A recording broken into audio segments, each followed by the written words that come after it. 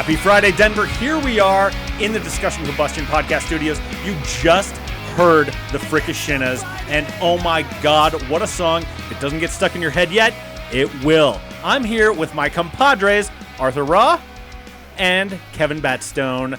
We have a great show for you coming up. We got tons and tons of stuff to cover. First of all, let's touch on last weekend. Art, what'd you get up to? Man, you know, I stayed busy and I also did some chili at the same time, and not cooking. I'm talking about hanging out, doing some relaxing, mentally prepping for the next stage in life, because guess what we did? That's right. We prepped to move, and we got the move done. I took Monday, Tuesday off this week, so I had an extremely long weekend, a 4-day weekend. It was extremely relaxing. I enjoyed not having to rush it at all. I had friends helping, and it was just a blast. Overall, I really enjoyed it. Did you live in it? Are you currently in a sea of boxes? A sea of boxes, I would say a tall stack of boxes, yes. So a mountain range of boxes, as it were? Yes, I like to call it the Ivory Tower, because it's like a big white tower in Glendale. And it's so much fun. So I got to look forward to starting a new chapter of my life this weekend, and I couldn't be more happy. Kev, you were doing something else. Yeah, you know, I was going to be there to help you move. I came in after all the heavy lifting was done. I was in Aspen, Colorado. Beautiful. Got to experience some fall colors. Got to do a little whiskey tasting. So basically, since last Happy Friday, it's been nonstop for me. Been on the move. Even though I was in Aspen, I was still working. I was still moving around. The work never stops. I'm super stoked to be back with you guys this week. John, you were at GABF last Thursday. 100%. Oh, my God. How was it? It was incredible. First of all, Art, let me just say, when it comes to helping you move, like I've always said, if you need help, call Kevin. And when you call me, I'm busy. So, Thanks, guys. you're welcome. Dude, that's what we're all about here on Happy Friday. But seriously, GABF was amazing. Went with my wife. We had a date night. We got a babysitter. We took the next day off. And so that's how you do it. And also, dude, I'm 41 years old at this point, right? Yeah. You look great for 41, John. Well, thank you, Kev. You look amazing for however old you are. Thank you. I appreciate that. At the ripe old age of 22 or 63, I can't tell. 33. 30. Well done. But we actually know how to do it now. So, It takes time. the first one, we were destroyed for like a week. But this one, it's like, okay, make a list of the breweries you want to see. Go check out the good stuff. And just kind of disregard the rest. And it wasn't too crowded. We had a great time. I'm going to give you a few highlights, right? Okay, so Great Notion out of I think it's Portland, Oregon, had one called Peanut Brother, which was an incredible like peanut butter porter. I think it was a porter. Might have even been a sour. Liquid Mechanics does key lime doughboys. It tastes exactly like a key lime pie. Liquid Mechanics based out of Lafayette here. Yeah. So local brewery, amazing. They do great stuff. And then here's one. We're going to get to the awards here in a second because Colorado breweries took home a ton of awards. Yeah, I'm feeling like I'm not seeing this on the No, on the it's writing. no, I made my own notes. He's freestyling no, right now. No, dude, these are my own notes. So this is what we did. So there was a brewery called Fatheads, which is like kind of an iconic brewery. They had one called Goggle Fogger. It's a Hefeweizen. And that's not my style. Generally, I'm not big on the Hefeweizens. But what I'll tell you is, when I saw the name Goggle Fogger, the phonetics of that just stuck in my brain. And I turned to my wife. I go, babe, it's a Goggle Fogger. Goggle Fogger. It's Goggle Fogger. Goggle Fogger. Can we get a Goggle Fogger? Let's get a Goggle Fogger. She's like, oh, my God, if I have and to she hear goes, this one more time. Holy shit.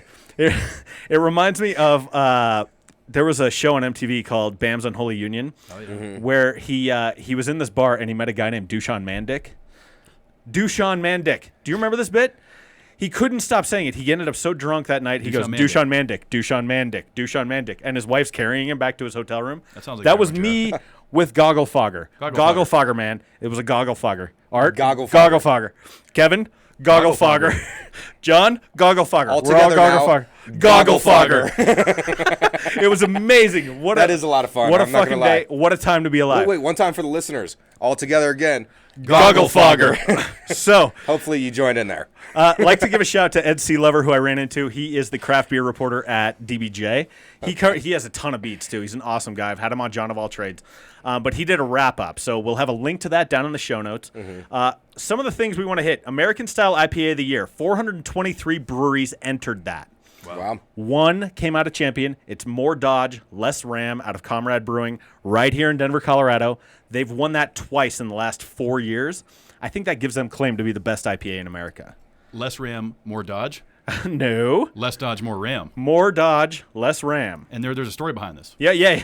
So a truck crashed into the front of Comrade Brewing. And Let me guess, it was a Dodge Ram. Well played, Kevin.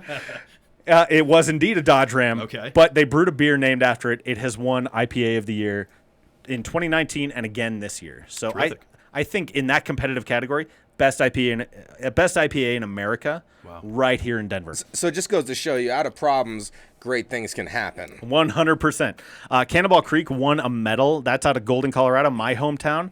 They won their medal for the 10th year in a row. That's got to be some sort of record. Those guys are amazing. And then we got to give some love here to Avery, because Avery Brewing, you can see it right down here. We all got Avery. They won Brewery of the Year. And so I've got Patrol Dog Pale. I think Kev has that too. Art has White Rascal. Avery, amazing brewery. I'm going to go ahead and crack this and try it. This is out of Boulder, Colorado, John? Yeah.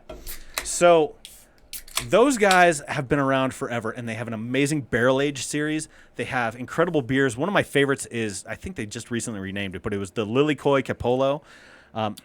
It is a, it's like a wheat. I think they call it Island Rascal now. It's incredible. These guys, shout out to them. Colorado Brewery of the Year. Congratulations to Avery. Big shout out to Avery. Absolutely delicious. I'm enjoying it. Amazing. Yeah, those guys are phenomenal. Full-bodied, very delicious. I mean, if you're not into beer, that's fine, but you still got to respect the craft. Yeah. Still got to respect it. And so it was a hit. It was a 10 out of 10. Had a great time. As you were being carried home by the wife, dealing with Goggle. I didn't get carried. I didn't pull a Bam Margera. Okay. Dude, here's how good it was. We're looking at each other. It's like 8:45. So we got there at 5:30, right when it opened. We're right at the front, and we're looking at each other, and we go, "Do you want to go?" And she goes, "Yeah, kind of. Do you want to go?" And I go, "Yeah, kind of." We got in an Uber, went to a bar, and then walked home. It was like we were college kids, man. Great night. We're college kids in love. It was phenomenal. And so, my wife is my drinking buddy, and we just celebrated our 10-year or not 10-year. It was October 10th, our 13-year anniversary on Monday, actually. Well, so congratulations. Thanks, man. I mean, that's that tremendous. deserves, yes. And dude, we're still best friends, and Love we're it. still madly in love. It's phenomenal. So Good for you guys. thanks, man. I mean, that's what a lot of people out in the world strive for, man. Yeah, and we got it, and It's I hard to feel find good- incredibly fortunate for it. It's hard to Happy find for people you. that you trust and love and feel vulnerable with, and they don't ever take advantage of you. It's not easy to find. No, she's phenomenal. You know what else isn't easy to find? And that's a championship. Champions. And amount around all the championships, a Stanley Cup champion. Stanley Cup champs kicked off the season on Wednesday. And so I'm a subscriber to The Athletic, and hockey writer Peter Baugh and a bunch of the people on The Athletic think that the Avs have a chance to repeat. Let's go, Avs. I do too. I think they will. I'd like to see that. Dude, I would love that because I've been watching. I got into them in the Stanley Cup. I have one bone to pick here. Okay. And that is with Comcast and with Altitude Sports. So I know where you're going with this. Big bone. That's a big bone. Dude, so, okay, we have the two-time MVP in Nikola Jokic on the Denver Nuggets. We have the Stanley Cup champion Avs. We're going on year 4 now. Year 4 of not being able to see these teams on the broadest platform in Denver. Doesn't make sense to me. That's appalling. That's ridiculous. The teams are good. Please give them a platform. Please, whatever you're doing, just solve this, okay? Just solve this. For the love of God, let the people of Denver see this because the Avs have a shot to repeat. The Nugs are going to be good. Jamal Murray and Michael Porter Jr. are back. They're going to kick ass this year. And a huge portion of the Denver fan base can't see them. That's messed up. And here's the thing. I mean, when you're dealing with a championship team, obviously the fans start to pour in. The sponsorships want to be involved. The views start to increase, right? They won game 1 against the Blackhawks, so they're already off to a great start. I watched that game too. You know why? I saw the end of it. Because it was on TNT. There you go. It wasn't on. I saw it on TNT. And so, I could actually watch it. If I'm Comcast, Colorado, Denver, however they break this thing up, I'm going. We got to somehow resolve the contract. Conflicts that we have with Altitude TV. Something happened there. Somebody got upset. There were some discrepancies. But now these guys are championship caliber team, right? People want to watch them here in Denver. And if I'm Comcast, I'm going to lose a lot of business if I don't get this on my network. Well, no, they have been. Even when I was selling Dish way back in the day, there was issues with Altitude, and it fucked up. It fucked up everything. I don't know whose fault it is. I don't care. To both of you, with whatever platform this has, solve it. Just solve it for the love of God. However you need to do it, just fucking solve it. For the love of God. No, you can tell the passion is real here, and this is just one. This is one person in Denver that's saying this, right? Just imagine the energy that you're creating in the city right now. Yeah. Y'all need to get The together. thing is, some people say it's all the small things, but it's whatever matters to you. Well played, sir. Because you know who opened that Avs game? It was Mark Hoppus. Mark Hoppus himself showed up What a legend. and played all the small things that played such an awesome role in that Avs championship cup run. Yeah. And so seeing him, and not only, it was very timely because Kev, It is very timely because Blink-182 just announced that they're getting back together. First yeah. time since 2015 that these guys are going to be Oh, yeah. not only playing their old stuff, they're going to be writing a new record for 23. Oh, wow. And Ball Arena is on that schedule. They're going to be coming here next summer, guys. July 3rd. July 3rd. It's going to be 4th of July, approaching. It's going to be a great time here to go see them. I think the Happy Friday crew should go visit that. dude, I plan on being there. I fucking love Blink-182. Oh, they're fantastic. I mean, it's a staple of the 90s. So I don't know, I don't know when you guys graduated high school, but I graduated 2000. Okay, so Enema of the State was huge then. We chose the song 2,000 Years by Billy Joel. I'm not a Billy Joel guy. I respect him, but I'm not necessarily going to play him. he's not exactly for me. Okay. So I tried to start a write-in campaign to make our class song not all the small things. What's my age again? Because at the time I'm like, okay, I'm 18 years old, but I feel even younger than that. Like I'm not ready to graduate high school. I'm not ready to take the next step. It did not work. But Blink-182, one of my all-time favorite bands, I'm so stoked Tom is back in the fold. Absolutely. I mean, you're getting the original, guys are going to be writing new material, which I'm excited about. What's your thoughts on that, Art? I mean, look, there's so many memories of the songs and having my friends jam out and party into that. So honestly, I kind of like I don't pay attention to sports. I really don't pay attention to celebrities and stuff. We're aware. I had no idea that these guys were broken up. Really, even I haven't even thought about it. So I think it's super cool that Well, they're not broken up. well, they're getting back together. But- They were on a hiatus. No. So Blink brought in, I think it was Matt Skiba from Alkaline Trio. That sounds right. Okay. So Matt Skiba from Alkaline Trio was singing Tom's parts. And Matt Skiba's awesome. Like Alkaline Trio, one of my favorite bands. They have bangers and bangers of albums. But it's just not the same. Yeah. Like it's good. Like it's good, but having Tom back, I mean, it's Mark, Tom, and Travis, dude. Like that's how it is. The original crew. Well, I'm excited for them, and I'm excited that they're getting back to that they're going. The original crew's going to be playing again. And they're writing new material. That's Oh, what I'm dude, excited. yeah, that's where I was. huge. Not just Yeah, a that's how I was reunion going to finish. tour, Yeah. right? No, that's super awesome because then the energy behind it, and then you're creating this new content, and people are excited for it. Like that's a fun place to be, especially as a creator. It's fat, dude. My wife can sing from start to finish, I think, that entire Dude Ranch album. Really? Yeah, the one from before Enema of the State, she can do Dude Ranch from start to finish. That's impressive. Yeah, I would marry her again on the spot once again, like just for that ability. So, all right. Anyway, Awesome. let's move on. We're all bros. I saw the movie Bros recently, the first big studio romantic comedy featuring gay leads. So Billy Eichner, who is from Billy on the Street and from Parks and Rec, he's one of the funniest dudes out there. Which character was he in Parks and Rec? So he was Craig when they merged with yes, Eagleton. yes. The really super like high strung guy. Yeah, I loved him. Yeah, he's so funny. So wrote Bros, directed it with Nicholas Stoller, who directed Forgetting Sarah Marshall, which is another one of my favorite comedies. Great movie. That movie is so funny. It's in that vein. It's the same sensibility. Okay. A lot of jokes, high joke per minute ratio, and seriously, one of the funniest movies I've seen in the last 10 fucking years. Did it have like the slapstick feel, or was it more organized? No, there's slapstick, there's one-liners, there's wittiness, there's satire, there's like every type of comedy. I like to liken it to, it kind of uses the whole Buffalo. Okay. You know what I mean? Like every type of comedy that you can do, there's like gross out humor, there's subtle like social satire, every type of joke that you want, it's in this movie. It's great. So I posted this nice thing, and I used the hashtag #BrosMovie. I'm like, took my wife, went and saw this, had a great time. Billy Eichner actually retweeted it. Oh, that's awesome. So he saw it. A bunch of the people from the movie did that. I got trolls coming out of the fucking woodwork. That's fun. Yeah, it was enormously dispiriting because like it just went off the rails. There are people just like waiting, like hiding in the bushes, just like crouching down like, oh, you said something positive, let me jump on this.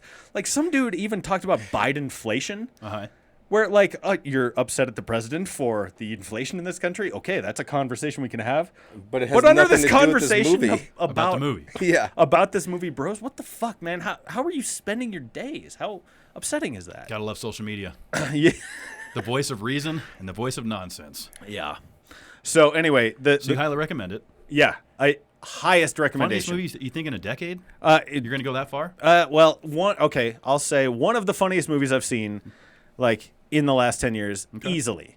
I'm a sucker for comedy, so I'm Well, gonna have to judge this. John. And dude, comedies don't like get released in theaters as much anymore. Yeah. Usually that's the province of TV or YouTube, or not YouTube, but like Streaming platforms. Netflix. Yep. Because I mean, a show that I love that was on Amazon Prime is called Red Oaks. It's about this country club in the 80s. That show was fucking fall down hilarious. Yeah. But I'm talking about going to a movie theater, getting that old like soap and water feeling of being in a theater and laughing with a group of people. And a bowl of popcorn. Yeah. Or a bucket, I should say. Well, and beers, because we went to the Alamo Draft House. Even better. Yeah, I mean, even better, right? If there's beer, I'm in. Yeah, so it was phenomenal. You guys don't follow people you dislike, do you? Yes, You do? of course. Why? Doesn't everybody do that? No. Oh, well, No, Because people love to hate. That's why. it's not so much that I love to hate. I like to have balance. And so maybe if I don't agree with whether it's a political candidate, maybe it's a musician, maybe it's an influencer, I like to still see what's going on so I can look at things with a critical eye. I will give you that, but you're not sitting in waiting to spring no. a trap. Like Absolutely not. Just to like ruin someone's day, are No, you? that's trolling. No, there's that's what I'm time for that. talking about. Yeah. Okay. No. So, but like, okay, that's different. I will grant you that, Kev. Like, I expose myself to opinions I disagree with all the time. Yeah, yep. That's healthy. It is healthy. It is right? healthy, That yes. you got to do that. Yeah, I mean, Kevin and I, and you and I, all of us, we don't always agree. No, It's a beautiful thing. And we have so much fun with each other, hanging out. No, and, that's and it's a perfect. great time, and it's honest, you know? Yeah, But yeah, there is a difference. I know what you're talking about now, John. The difference between, interacting with people you disagree with rather than trying to target and eliminate and keyboard warrior somebody you may disagree with. Well, and basically just hiding, waiting to be like, oh, Billy Eichner tweeted something positive, and I'm going to try and bring down everyone's day now. Troll. Like, fuck that. No way. That's So what a weak. terrible way to live. So we Yeah, that's the definition of trolling right there. Yeah. I don't stand for it. That's bullshit. All right, let's move on. It's fall. What do we do with our leaves here? We got a hat tip from CityCast Denver about what to do when you're raking all the leaves. Thanks, CityCast. Yeah, I mean, those guys are killer. So the city does have a program where you can give your dead leaves to the city for compost, and that compost will eventually be resold as mulch at a discounted rate. That sounds great to me. I just throw them in my compost bin because I already pay for the compost for the city. So you're essentially doing the same process, Kind of. but you have the ability to do that. Some folks don't. Yeah, and a truck drives by on my street and just picks it up, which is nice. Doesn't get much more convenient than that. You guys, this reminds me of an old Mitch Hedberg joke, right? He's like, I don't have to go to the Home Depot. I go to the apartment depot. It's just a bunch of people standing around going, I don't have to fix shit. Mm-hmm. Is that you guys? I mean, it's definitely a benefit to living in an apartment. I am from New England, so excuse me there. But yeah, I love that. I love it. I don't have to worry about the leaves. I don't have to worry about shoveling. I don't have to worry about broken dishwashers, garbage disposal, things of that nature. But I did grow up in New England, which was a very fall-heavy area, right? And we would have to rake and rake and rake. We would fill up tarps full of leaves and drag them to a pile. Tarps. That was the quickest way to move a shit ton of leaves, rather than scooping them in, the trash bags. 'Cause a lot of people like to do that. Yeah. Or, during Halloween, they got like the pumpkin-shaped trash bags that people fill up, which is fun. Takes forever. But I like this. I like that there's actually something you can do with it that is going to Yeah. be resourceful and can go into compost. I think that's terrific. Yeah, I mean, anything you could do to reuse and reutilize natural supplies and better your life and community. Let's be selfless. It's not that hard to recycle a little bit. It's not that hard to hold the door open for somebody. It's not that hard to pick up that piece of trash. Look, sometimes I'll be on a walk, and I like to keep my sneakers clean, especially the ones with the white bottoms. And one time I saw some trash just sitting on one of my favorite paths that I like to walk. It was in the grass, and I walked out into that grass with my white sneakers to pick up that trash. I threw it away, took 3 extra seconds. Do something selfless. I love what they're doing with that, recycling leaves. So we will have a link to this program in the show notes of this. So if you have leaves on your property and you want to get involved in this program, we'll have a link to this down in the show notes. I've spent a lot of this show talking about my wife now. Now, it's not all about my wife. Art, you came across a good story this week. I did, and I always love finding stories that actually are selfless, like I was just talking about.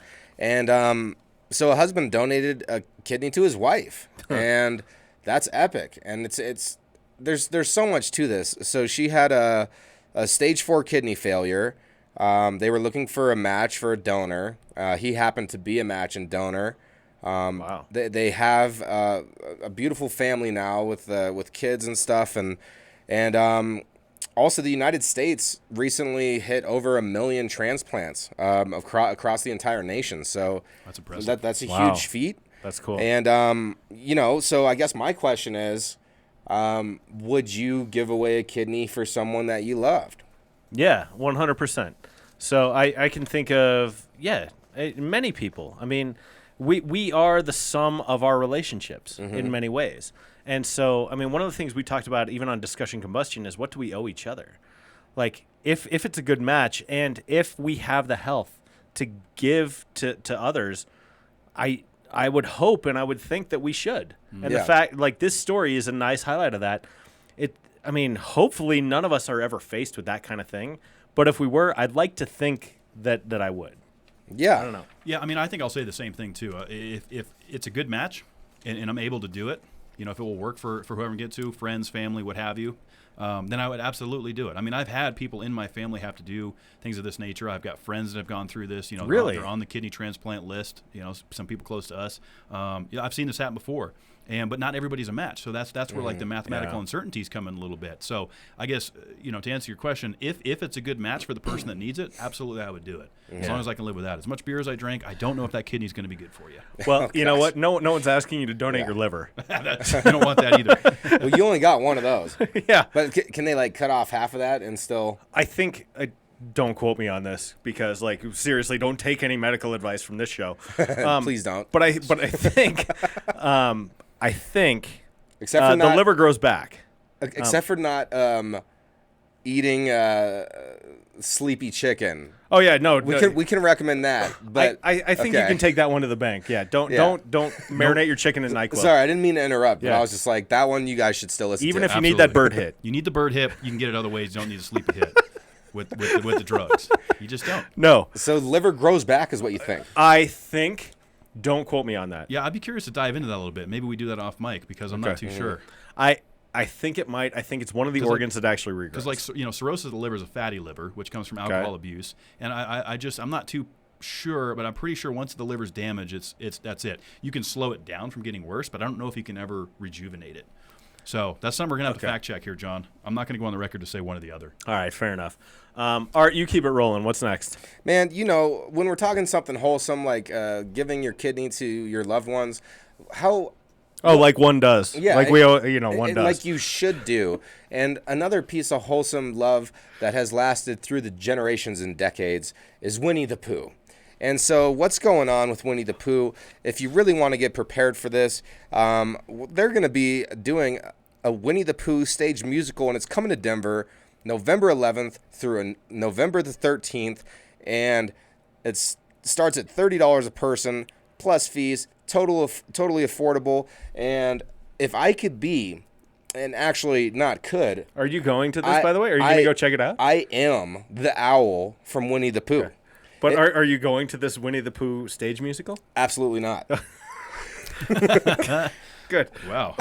Sorry, keep going. I needed to highlight this. So if you could be one character from Winnie the Pooh, and I might guess you, I think you're Winnie the Pooh, John, but and then Kevin's probably Tigger, and I feel like I'm the owl, the wool.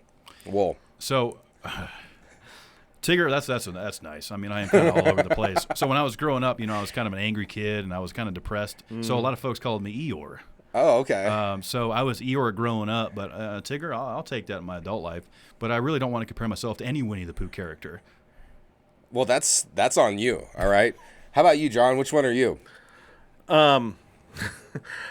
Literally anything outside of this universe.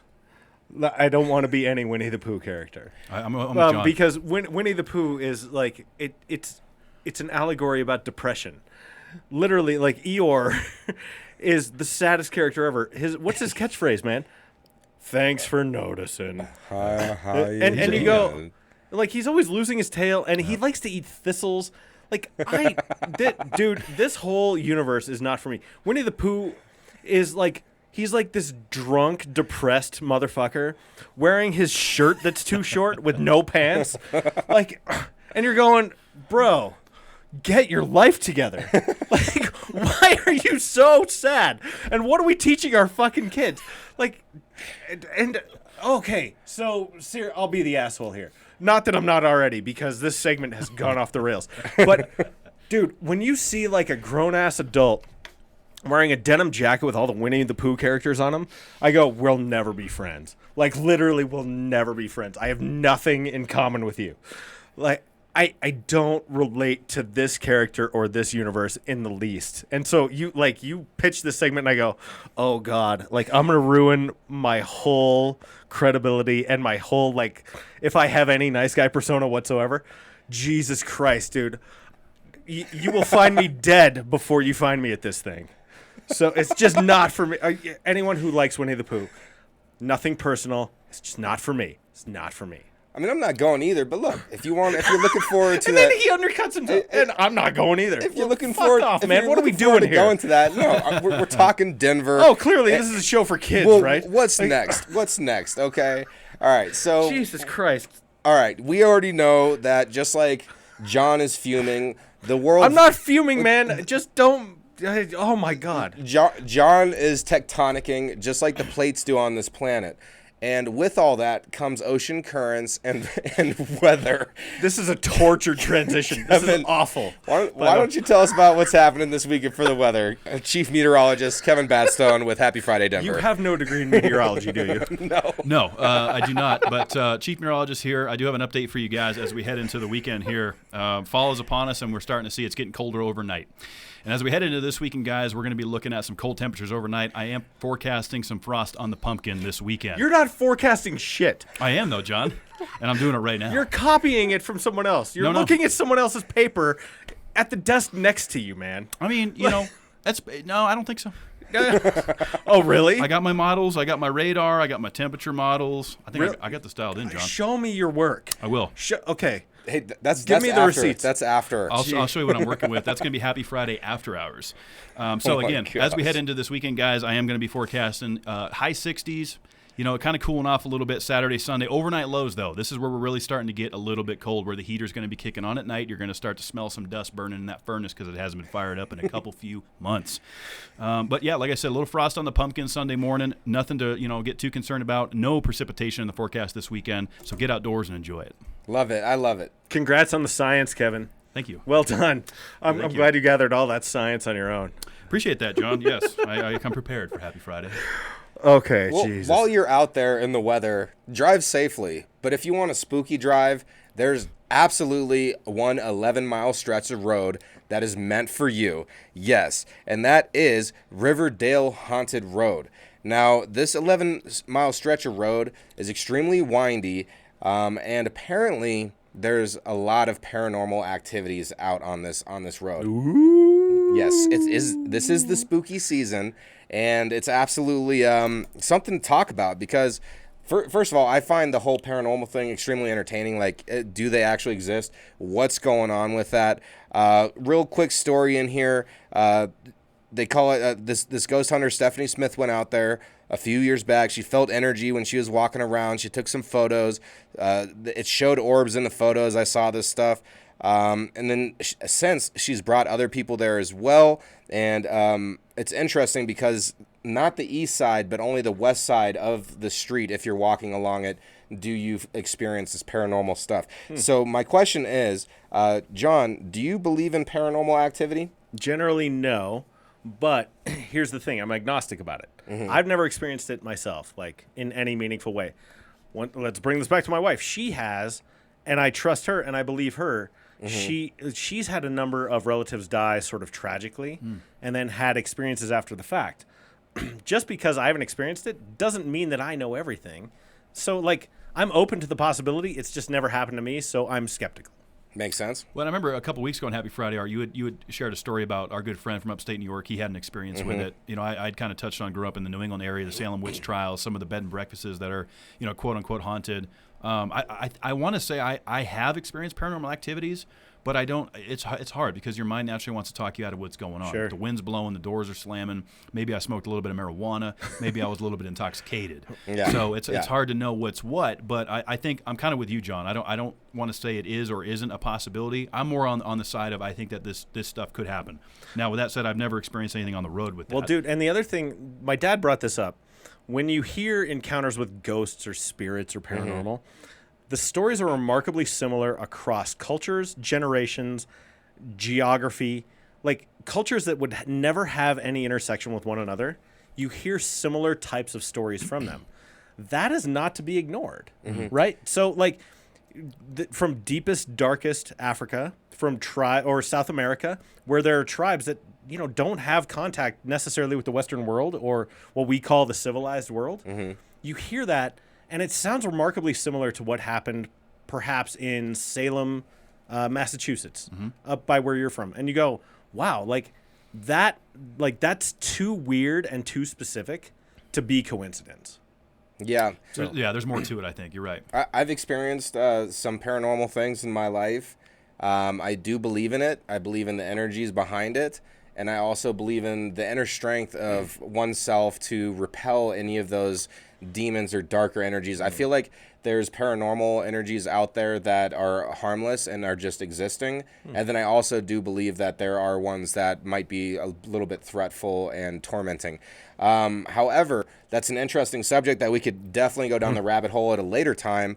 But something that is a really fun time, especially as a kid when I was growing up, was going on road trips. And my mom actually took me to a road trip to Mount Rushmore once, and that's what you're going to do this weekend. How old were you? I must have been 13, 14-ish. Okay. Maybe 12 to 14. Somewhere Okay. there. So my girls are a little bit younger. They're between, one is 6, one is almost 8. Yep, going this weekend, Mount Rushmore, Devil's Tower, staying in Deadwood, checking out probably Crazy Horse, all the things up there. Dude, how far do you think Mount Rushmore is from here? Do you know? Yeah, I'm going to go, let me do 587 miles. I don't know miles. It's like 6 hours. Okay, so not that far. Okay, then. so 6 hours. You're So roughly... it's probably more like 300, Yeah, 350. Yeah. So, Yeah. So yeah, we're going up there. The girls have this weekend off, DPS, no school on Monday the 17th or Friday the 14th. I did that reversed. But we got a long weekend. It's like, hey, let's go do this. We're taking the kids. We're taking the dog. We're going up there. Art, how was Mount Rushmore for you? Because I hear it's kind of underwhelming. Actually, it's a memory that I've retained. And Oh, that's cool. So, look, I'm going to also remember part of the road trip, which was I was playing these awesome games on Game Boy. But once we got there, I remember seeing it in person. And, of course, this is one of the national monuments. And you see it in pictures and stuff all the time, and you don't really understand the scope of it until you're walking up there. You see all the rubble on the ground from where they dynamited the mountain. Oh, sure. And honestly, the Crazy Horse, what they're doing there, they had been working on it for a very long time when I went, and that was decades ago. So I'm really curious if you could take some pictures. Oh, sure, to see the progress that they had made, because that one was huge. And honestly, I feel like that's a great tribute because the indigenous people of the Northern America need more recognition and need more of that type of stuff to show that there were people here that actually had an impact on the land prior to Western civilization coming in. Huge staple to the States for sure. And I think that's a good idea. Get some pictures while you're up there. We'll post it to the Happy Friday social media pages. That'd be cool. Get people involved. I kind of look at it like the Statue of Liberty. I look at it like a lot of major geographical staples that are part of this country. I have not personally visited Mount Rushmore yet, but I do plan on getting up there. I got a lot of good biker friends that go up there for Sturgis, and they just say it's incredible. They totally understand why they chose that town and that area. Art, you're from New England. Jesus, Kevin, you're from New England. I am. Did you go to like Plymouth Rock? Of course. Plymouth Colony, all that? Yeah, I mean, they built this massive structure around it where you basically just, it's like a dock that's built around it, and you just kind of peek down at Plymouth Rock is not that impressive. It's not. It's the history behind it. What's cool, it's the right? history And Plymouth Colony is kind of neat. It is. Yeah, it is. You get to see some of the ships, and you're right there on the ocean. But again, like the rock itself, when you look down at this exhibit, you're like, cool. We built this epic thing to look at a rock. So, okay, quick question. Mount Rushmore, 4 presidents on the mountain. Which one are you guys? You go, Kev. I'm gonna go Abe Lincoln.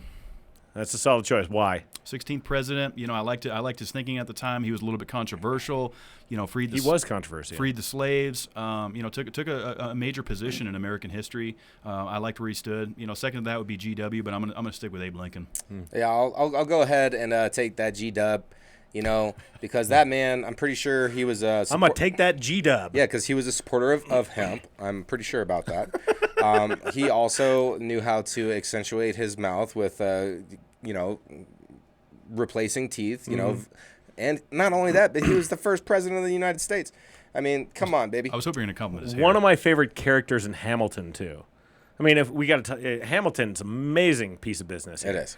And, George Washington, great character in that movie. I'll take TR. Well, Theodore Roosevelt. Yeah, TR is kind of the godfather of the West, started the national park system, was just badass, dude. Like, riding the horse, Rough Riders. Yeah, the Rough Riders. He's one of the most badass out of all of them. Who's the other one that was on there? I named Jefferson. Jefferson, yes. Yeah, TJ. Yes. So, Jefferson at war with Alexander Hamilton a lot in Hamilton. But, I mean, we talk TR, Rough Riders, right?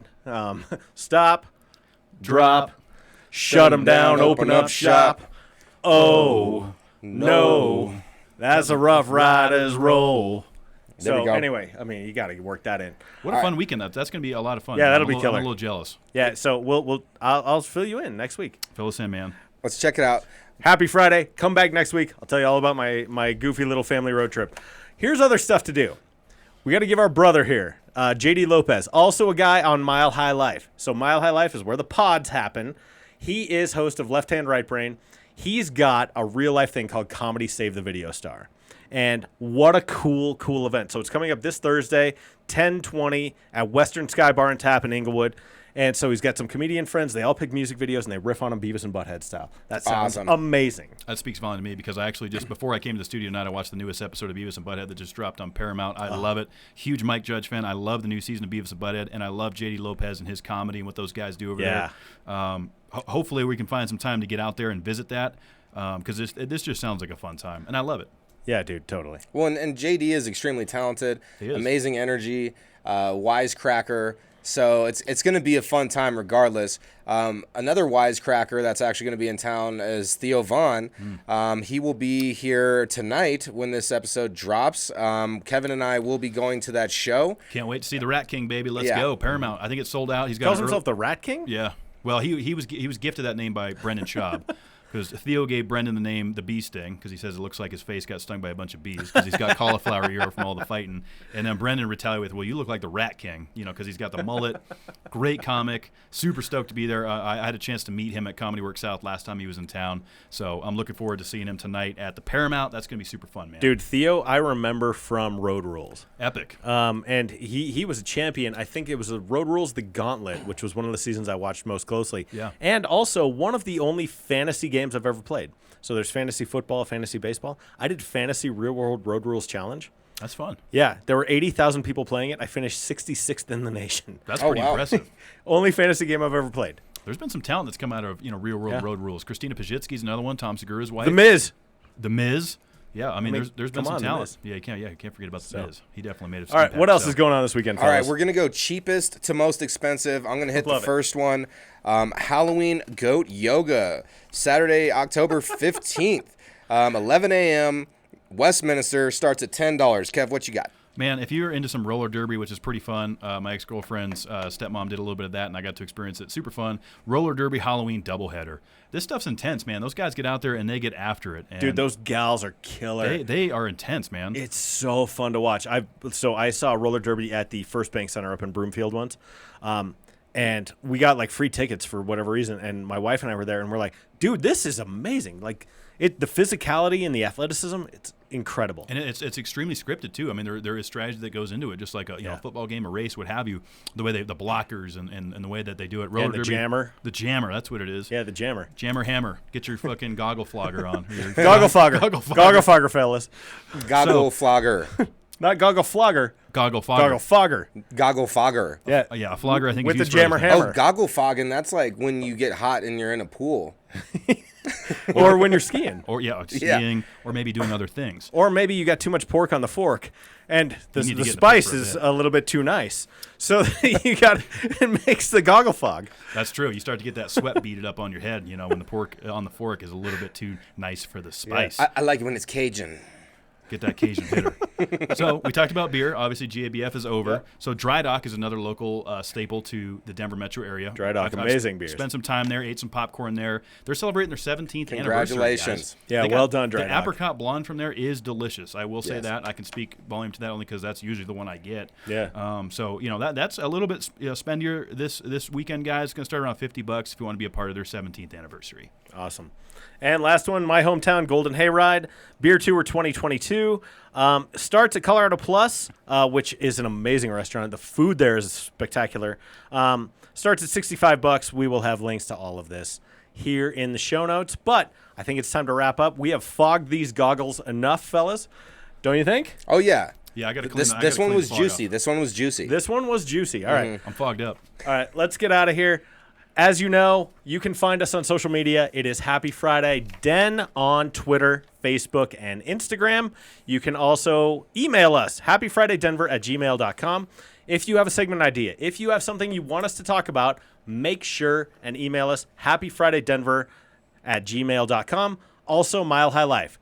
Great pods there. We talked last week about Did That Age Well? We talked a little bit about Left Hand, Right Brain. We will plug the podcasts as they continue to develop, but milehighlife.com is where you find them all.